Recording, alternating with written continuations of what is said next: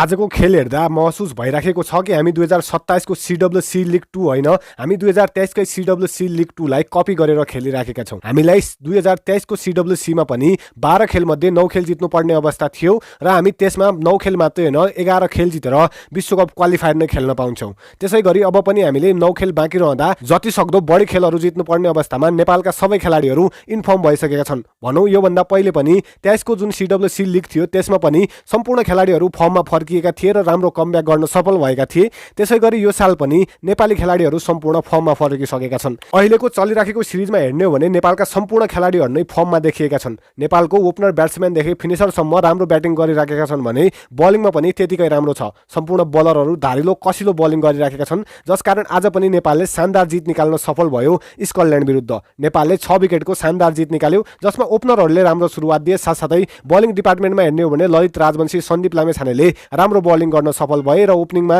पनि कुशल भुर्तेल र आसिफ शेखले राम्रो सुरुवात दिएका थिए। तर आसिफ शेख रनआउट भएपछि त्यो लगत्तै कुशल भुर्तेल पनि गए। त्यसपछि इनिङ सम्हाल्न आएका ईशान पाण्डे र रोहित पौडेलले राम्रो अर्धशतकीय पारी खेले। उनीहरूले 100 रनको पार्टनरसिप गर्न सफल भए र ईशान पाण्डेले आफ्नो दोस्रो खेलमा अर्धशतक बनाउन सफल भए। यो सँगै रोहित पौडेलको पनि ब्याटबाट धेरै दिनपछि रन आयो र अर्धशतकीय इनिङ खेले। यो इनिङ आजको लागि जसरी पनि आवश्यक थियो र यो सँगै सम्पूर्ण नेपालका ब्याट्सम्यानहरू फर्ममा रहेका छन् भन्ने कुरा जनायो। यो सँगै अर्को गुड न्युज के रहेको छ भने सन्दीप लामेछाने अब विश्वको सबैभन्दा छिटो 150 विकेट लिने ओडिआईमा खेलाडी बनिसकेका छन्। योभन्दा पहिले यो रेकर्ड मिचल स्टार्कसँग रहेको थियो। उनी अस्ट्रेलियाका लेजेन्ड बलर हुन् र त्यो रेकर्ड सन्दीप लामेछानेले आफ्नो नाममा लेखाइसकेका छन्। यो सँगै सन्दीप लामेछानेले पहिले पनि 100 विकेट फास्टेस्ट लिने रेकर्ड पनि आफ्नै नाममा राखेका छन्। यो सँगै सेकेन्ड फास्टेस्ट T20 100 विकेट पनि उनकै नाममा रहेको छ।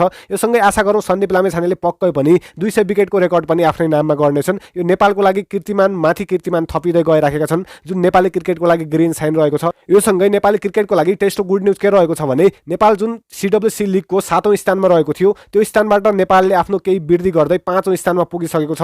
नेपाल 22 पोइन्ट सहित 5औं स्थानमा पुगिसकेको छ। यो सिरिजमा अब नेपालको 1 खेल बाँकी छ, त्यसपछिका 8 खेल बाँकी रहनेछन्। नेपालले जति सक्दो बढी खेल जित्ने हो भने नेपाल सुपर 4 भित्र पर्न सक्नेछ। जुन नेपाल सुपर 4 भित्र पर्छ भने नेपालले पक्कै पनि वर्ल्ड कप क्वालिफायर खेलहरू खेल्न पाउनेछ, जुन नेपाली क्रिकेटको सपना नै रहेको छ ओडिआई वर्ल्ड कप। त्यस क्वालिफायरमा हामी राम्रो गर्छौँ भने हामी पक्कै पनि वर्ल्ड कप क्वालिफायर खेल्नेछौँ र आजको जितसँगै नेपाली क्रिकेटमा फेरि नयाँ खुसी थपिएको छ। आशा गरौँ आगामी दिनहरूका खेल पनि हामीले यस्तै जित्नेछौँ र हामी वर्ल्ड कप क्वालिफायरहरू पनि पक्कै खेल्नेछौँ। तपाईँको विचारमा अबको प्रदर्शन नेपाली क्रिकेटको कस्तो रहला? आफ्नो प्रतिक्रिया तल कमेन्ट बक्समा विस्तृत रूपमा लेख्न चाहिँ नभुल्नुहोला। साथै च्यानलमा नयाँ हुनुहुन्छ भने क्रिकेटसँग नजिक रहनुको लागि हाम्रो च्यानललाई सब्स्क्राइब गरी बेल आइकन दबाउन चाहिँ नभुल्नुहोला। भिडियो यहाँसम्म हेर्नुहुने सम्पूर्ण दर्शकहरूलाई धेरै धेरै धन्यवाद।